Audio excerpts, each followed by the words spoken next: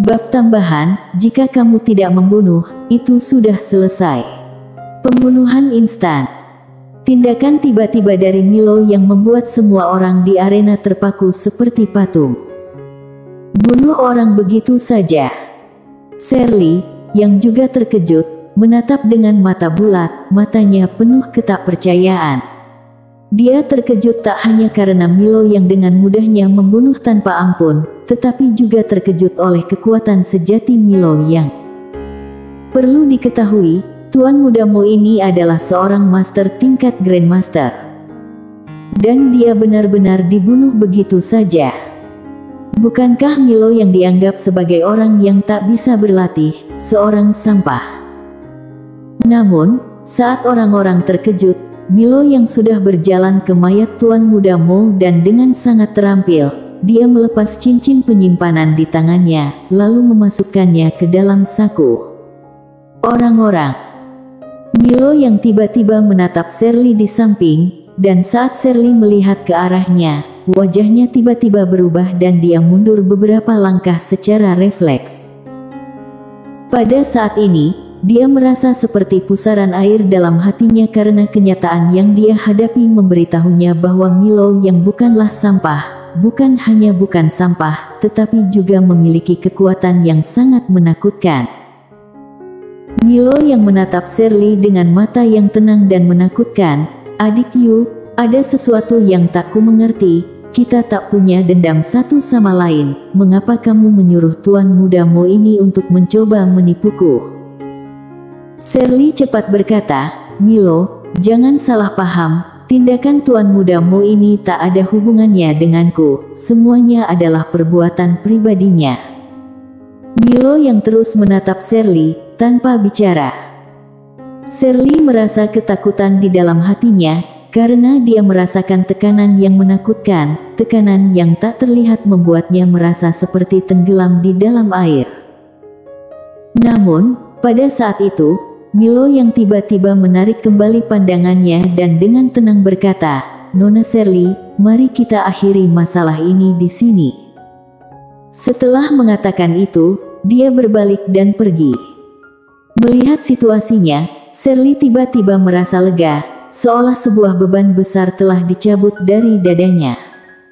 Pada saat yang baru saja terjadi, dia merasakan sensasi dingin yang menusuk. Pria di hadapannya sebenarnya ingin membunuhnya. Bukankah Milo yang dianggap sebagai sampah? Shirley mengerutkan kening dengan dalam. Kembali ke kamar sendiri, Milo yang duduk bersila di atas tempat tidur, kedua tangannya membentuk segel perlahan-lahan. Berlatih. Dia tentu saja bisa berlatih, bahkan lebih cepat daripada orang lain. Dunia seni bela diri dibagi menjadi 9 tingkatan di alam misteri dan setelah tingkatan ke-9 adalah Grandmaster, diikuti oleh Supermaster. Setelah Supermaster adalah transformasi ilahi dan seterusnya adalah alam manusia dan alam hukum. Dan sekarang dia berada di alam transformasi ilahi. Alasan dia bisa berlatih begitu cepat adalah karena dia memiliki teknik latihan misterius di dalam pikirannya, yaitu teknik Guanxuan. Dia telah berlatih sesuai dengan teknik ini sejak kecil, sehingga kecepatan latihannya sangat tinggi. Tentang tingkat teknik ini, dia tak tahu. Saat itu, master yang dikirim klan Ye untuk mengajarkannya pergi bukan karena dia tak ingin belajar, tetapi karena master tersebut mengajarkan teknik yang terlalu rendah, begitu rendah sehingga dia sama sekali tak tertarik untuk belajar. Dan karena potongan-potongan ingatannya yang luar biasa, dia tak berani menunjukkan kekuatannya. Terlebih lagi, dia harus menyembunyikan kekuatannya. Orang yang lemah tak bersalah, tetapi membawa beban. Tanpa kekuatan yang mutlak, lebih baik bersikap rendah hati. Dia masih sangat lemah sekarang dan klan yang juga lemah. Keajaiban yang terlalu luar biasa bisa membawa bencana besar kepadanya. Sepertinya dia memikirkan sesuatu, dan Milo yang tiba-tiba menatap pedang biru di depannya, jatuh ke dalam keheningan. Barusan adalah kali pertama dia membunuh seseorang. Namun, dia tak merasakan perbedaan apapun. Apakah ini normal? Pasti tak normal. Milo yang mengerutkan kening, apakah dulu dia bukanlah orang yang baik? Dia menggelengkan kepala dengan senyuman, tak ingin terlalu banyak memikirkannya. Selama bertahun-tahun, dia hidup dalam kekaburan karena terlalu peduli pada masa lalunya, menghabiskan banyak waktu dalam kehampaan. Sekarang, dia tak ingin lagi terpengaruh oleh masa lalunya. Setelah perceraian, dia ingin menjelajahi banyak tempat. Milo yang mengumpulkan pikirannya dan mulai berlatih. 2 jam berlalu. Malam tiba. Milo yang meninggalkan kamarnya dan naik ke kapal awan. Bintang-bintang menghiasi langit, menyelimuti kapal awan dengan mantel perak tipis oleh cahaya rembulan yang lembut. Milo yang melihat ke langit yang tak terbatas, merasa dirinya begitu kecil dan rasa ingin tahu terhadap langit bintang yang tak terbatas kembali muncul. Semua ini, benarkah diciptakan oleh Tuhan? Dia telah membaca catatan ilahi di Aula Sendian, yang menyatakan bahwa segala sesuatu di dunia ini diciptakan oleh Tuhan. Aula Sendian. Ini adalah kekuatan terkuat di dunia misteri, tanpa tanding, menjadi kekuatan terkuat yang mengatur kelangsungan hidup di dunia misteri. Setiap keluarga bangsawan dan sekte harus mendapatkan izin dari Aula Sendian untuk dapat bertahan hidup di dunia misteri. Dan untuk beberapa kerajaan yang kuat, ketika kaisar baru naik tahta, dia harus mendapatkan singgasana secara langsung dari pemimpin sekte, atau dia akan dianggap tak sah. Kekuasaan ilahi mengatasi kekuasaan kerajaan, mengatasi segalanya. Milo yang. Pada saat itu, suara datang dari samping. Milo yang mengalihkan perhatiannya, berpaling ke arah suara itu. Tak jauh darinya, berdiri seorang wanita, dan itu adalah Shirley. Saat ini, Shirley mengenakan gaun panjang berwarna putih pucat, ditutupi dengan jubah salju. Rambut panjangnya diikat tinggi, membentuk ekor kuda, memberinya penampilan yang elegan dan perkasa. Wajah Shirley sendiri alami sangat cantik, perlu diingat, dia dianggap sebagai wanita tercantik di Kinceng. Milo yang mengalihkan pikirannya, tersenyum sedikit, Nona Shirley. Shirley melangkah perlahan ke depan Milo yang. Dia menatap Milo yang, apakah Milo yang pergi ke Zhongzhou kali ini? Milo yang mengangguk. Shirley bertanya, untuk menikah. Milo yang menggeleng, perceraian. Mendengar itu, ekspresi kagum melintas di wajah Shirley, perceraian. Milo yang mengangguk. Shirley bingung, kenapa ini? Milo yang tersenyum, hanya hidup sederhana, bagaimana bisa aku menghalangi kebahagiaan seorang wanita? Shirley menggeleng sambil tersenyum, Milo yang, jangan merendahkan diri sendiri. Kemampuanmu untuk membunuh tuan mudamu begitu cepat menunjukkan bahwa setidaknya kamu sudah mencapai tingkat Grandmaster. Untuk mencapai tingkat Grandmaster dalam usia muda seperti ini, tak hanya luar biasa di kota Kinceng, tetapi bahkan di seluruh dunia misteri, kamu dianggap sebagai seorang jenius langka. Milo yang tiba-tiba bertanya, Shirley, ada sesuatu yang membuatmu khawatir? Shirley terlihat kesal dan marah, apa, aku tak bisa datang hanya untuk melihatmu jika tak ada masalah. Milo yang tersenyum lalu berbalik memandang ke kejauhan. Melihat Milo yang seperti itu, alis Shirley berkerut. Apa maksud pria ini? Shirley berkata, Tuan Yang. Milo yang tiba-tiba berkata, Shirley, jika tak ada masalah, aku akan istirahat. Setelah berkata demikian, dia berbalik dan pergi melihat Milo yang pergi. Shirley berdiri diam, merasa kaku di tempat. Dia diabaikan.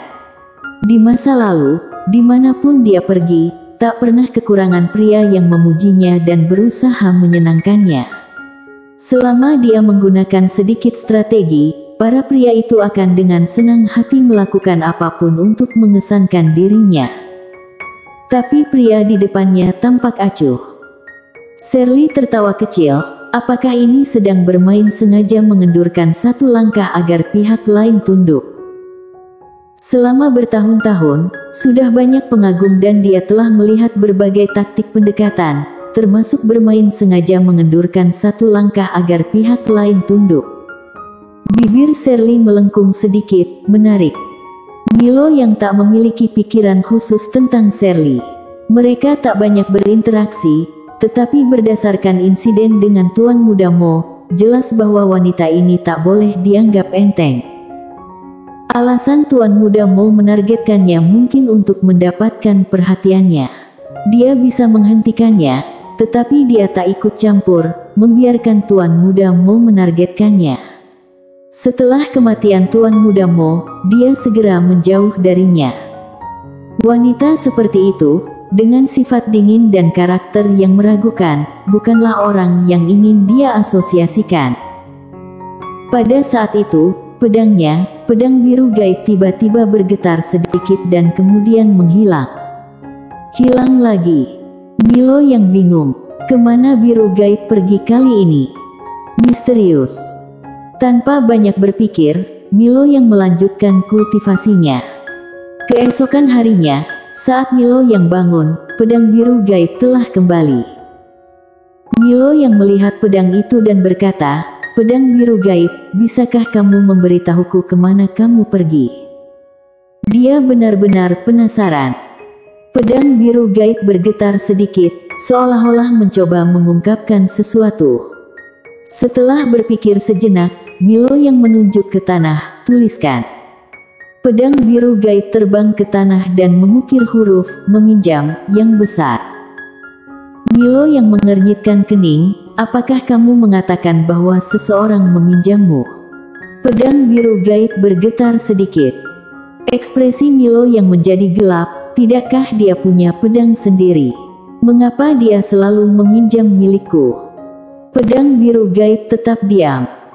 Setelah beberapa saat, Milo yang berkata, "Ketika kamu dipinjam lagi, bisakah kamu memberitahu orang itu untuk memberikan beberapa keuntungan? Meminjam pedang boleh, tapi setidaknya dapatkan sesuatu sebagai imbalannya, oke? Meminjam pedang bukanlah masalah, tapi berikan sesuatu sebagai imbalan." Pedang biru gaib tetap diam. 10 hari kemudian, kapal awan perlu mengisi kembali energi vitalnya, jadi harus tinggal setengah hari di kota Yuanwu. Milo yang turun dari kapal awan. Dengan kekuatannya saat ini, dia masih perlu makan dan minum. Kota Yuanwu jauh lebih besar dan ramai daripada Bianca Grace. Kota ini dipadati orang dan penuh dengan kegiatan. Milo yang pergi ke sebuah warung mie di kota. Dia duduk dan berkata, "Bos, 1 mangkuk mie." Pemilik warung tersenyum, "Tentu." Segera, mangkuk mie yang mendidih disajikan.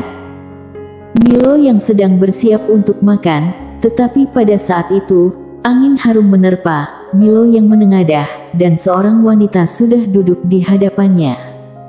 Itu adalah Shirley. Milo yang agak heran, "Nona Shirley." Shirley tersenyum, "Milo yang, beberapa temanku mengadakan pesta di pavilion Zuyue untuk menyambutku. Mau ikut?" Milo yang tertawa, "Tidak, aku masih punya urusan nanti." Shirley melirik, "Apa urusannya?" Milo yang berkata, "Beberapa hal kecil." Shirley melihat Milo yang, ekspresinya meredup. Milo yang tampaknya tak ingin pergi bersamaku, jadi dia menemukan alasan. Milo yang meletakkan sumpitnya dan berkata, "Nona Shirley, aku tak suka keramaian." Shirley tersenyum, "Tetapi beberapa temanku ingin mengenal Le." Milo yang, "Milo dengan tenang, aku tak ingin mengenal mereka." Shirley terkejut. Dia tak mengharapkan Milo yang akan menjawab seperti itu. Milo yang melanjutkan makan mie. Interaksi sosial yang tak bermakna, lebih baik sendiri dengan kualitas tinggi. Shirley melihat Milo yang di depannya, ekspresinya agak rumit. Dia bisa merasakan bahwa pria di depannya benar-benar tak tertarik padanya. Ini bukan pura-pura. Dia meremehkan orang. Merasa seperti itu, Shirley menghela nafas dan bangkit perlahan. Milo yang sudah mengganggu. Setelah berkata demikian, dia berbalik dan pergi. Mengganggu lebih banyak akan kurang sopan.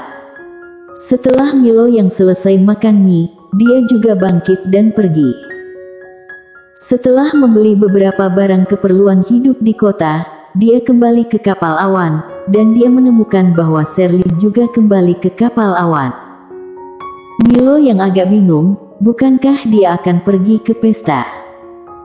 Saat Milo yang bingung, tiba-tiba kapal awan mulai bergerak, kemudian seorang pengurus kapal awan keluar. Para tamu, kami baru saja mendapatkan informasi bahwa kota mungkin mengalami perubahan, sehingga kami harus segera berangkat. L3. Kota mungkin mengalami perubahan. Milo yang mengerutkan kening. Saat semua orang bingung, tawa keras tiba-tiba terdengar dari kejauhan. Mendengar tawa itu, wajah pengurus kapal awan segera memucat. Semua orang berbalik untuk melihat. Beberapa master bertopeng bergegas mendekat dan semua kavaleri bertopeng mengenakan jubah hitam dengan tanda merah besar di sisi kiri dada. Melihat tanda merah ini, wajah Shirley berubah drastis. Kafir. Milo yang juga mengerutkan kening. Kafir. Ini adalah kekuatan yang sangat jahat di dunia misteri. Pengikutnya tersebar di banyak tempat dan kekuatannya sangat kuat. Kenapa ada kafir di sini? Milo yang merasa agak bingung. Harus diingat bahwa kafir biasanya ada di Zhongzhou. Dia melihat sekeliling, kecuali kapal awannya. Semua kapal awan yang berhenti di sini adalah kafir. Ada ratusan kafir. Saat semua orang bingung, pemimpin kafir yang berdiri di depan tiba-tiba tertawa. Para tamu, kami hanya ingin merampok harta, tak akan membunuh. Selama kamu meletakkan cincin penyimpanan, kamu bisa bertahan hidup. Meletakkan cincin penyimpanan. Mendengar itu, semua orang di kapal awan ini, setelah mengetahui bahwa mereka berurusan dengan orang kafir, sama sekali tak berani memberikan perlawanan. Mereka segera menyerahkan cincin penyimpanan mereka.